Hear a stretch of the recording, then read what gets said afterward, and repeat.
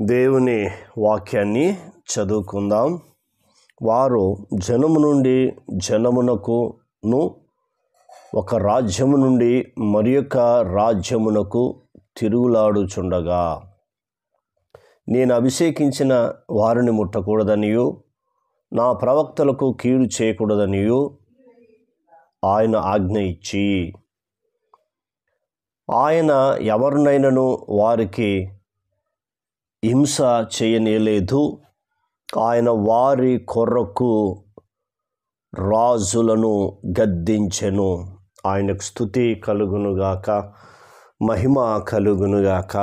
తరాల నుండి యుగాల నుండి దేవాది దేవుడైన యేసుక్రీస్తు ప్రభు నామము స్తుతి కలుగునుగాక, మహిమ కలుగునుగాక. అద్భుతములను ఆశ్చర్య కార్యములు చేయనయున్న మన రక్షకుడైన యేసుక్రీస్తు నామములో మీ అందరికీ శుభములు.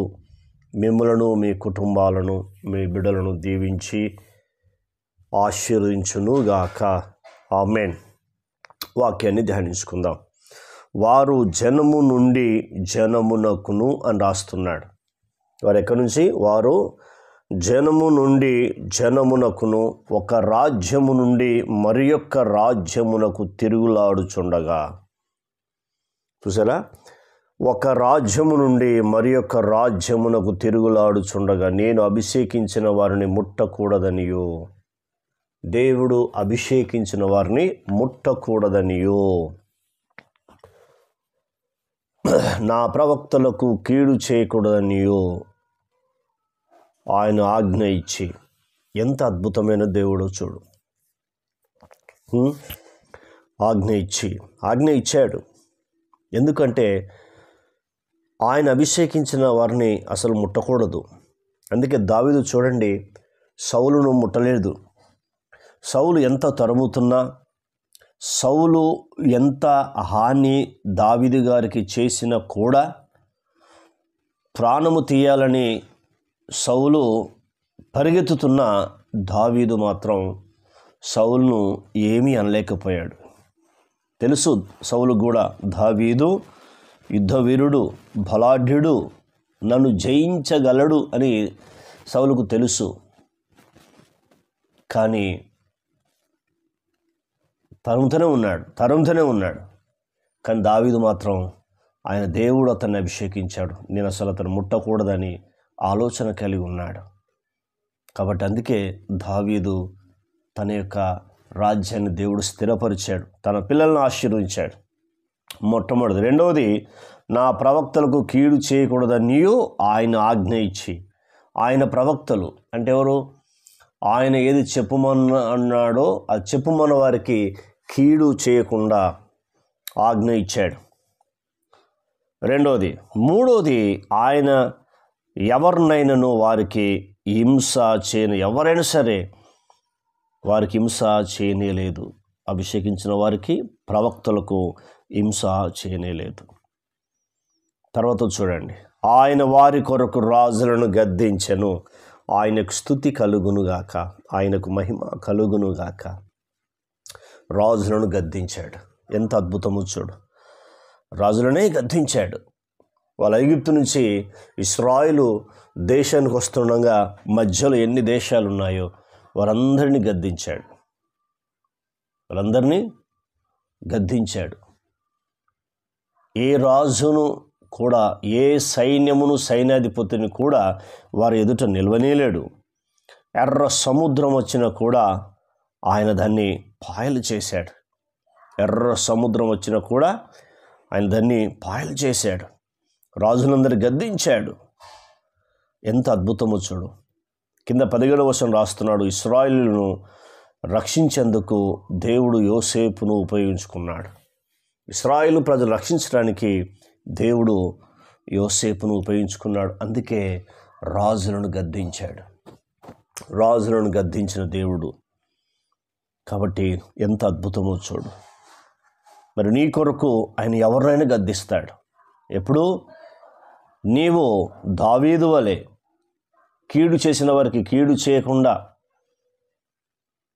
ప్రార్థన జీవితం కలిగి నీవు దావీదు వలె ఉన్నప్పుడు నీ మీదకి ఎవరు కూడా రానివాడు. గుర్తుంచుకో, దావీదు మీదకి వచ్చిన వారిని ఎవరు కూడా దేవుడు నిలవనీయలే, తీసి పడేశాడు.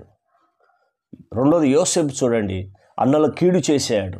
అన్నలు అతన్ని కీడు చేశారు, దూషించారు, హింసించారు, గాయపరిచారు, కొట్టారు, కానీ మళ్ళీ చేయలేదు.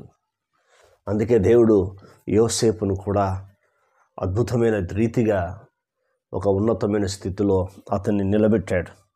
అతనికి ఐగుప్తు దేశంలో రాజయ్యే అధికారాన్ని దేవుడానికి ఇచ్చాడు.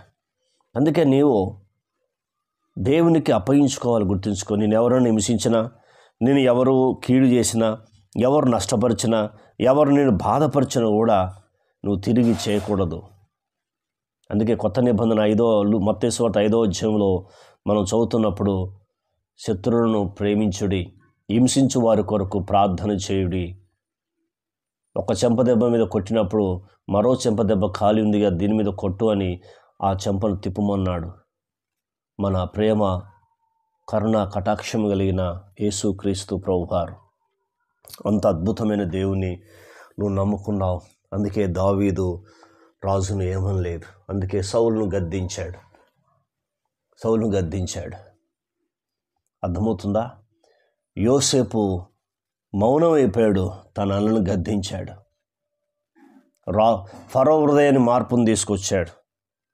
ఫరో హృదయంలో మార్పు తీసుకురావడమే కాకుండా యోసేపు అతని దగ్గర రావటానికి దేవుడి యొక్క ప్రణాళిక, దేవుని యొక్క ఏర్పాటు. దేవుడు నీ కొరకు రాజులను గద్దించబోతున్నాడు. అంతేకాదు, నీ జీవితంలో ఒక అద్భుతము చేయబోతున్నాడు. దావీదు వలె ఉందాం, యోసేపు వలె ఉందాం. ఎందుకో తెలుసా? నీవు క్రీస్తు బిడ్డవు, క్రీస్తు రక్తములో కడగబడిన బిడ్డవు, క్రీస్తును సొంత రక్షకుడిగా అంగీకరించావు. క్రీస్తు ప్రభువారు మనకి ఏం చెప్పాడు అది మనం చేద్దాం. ప్రార్థన. కన్న తండ్రి, నీకు వందనాలు. విన్న అద్భుతమైన మాటలు బట్టి మీకు స్తోత్రాలు. ఈ మాటలు మా హృదయాలు మీరు భద్రపరచండి. దుష్టుడు ఎత్తుకుపోకుండా సహాయం చేయండి. దావీదు వలె, యోసేపు వలె ఉండే భాగ్యాన్ని ప్రసాదించండి.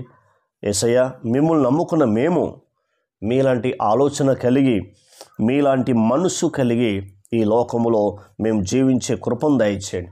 మాకు ఎవరు కీడు చేసినా, నష్టపరిచినా, గాయపరిచిన మేము మళ్ళీ తిరిగి చేయకుండా వారిని క్షమించే మనసు దయచేయండి. వారిని దీవించే మనసు మాకు అనుగ్రహించుమని మా ప్రార్థన విన్నందుకు వందనాలు. యేసు నామములో పొంది ఉన్నాం తండ్రి. ఆమెన్. దేవుడు మనందరం దీవించి ఆశీర్వించునుగాక. ఆమెన్.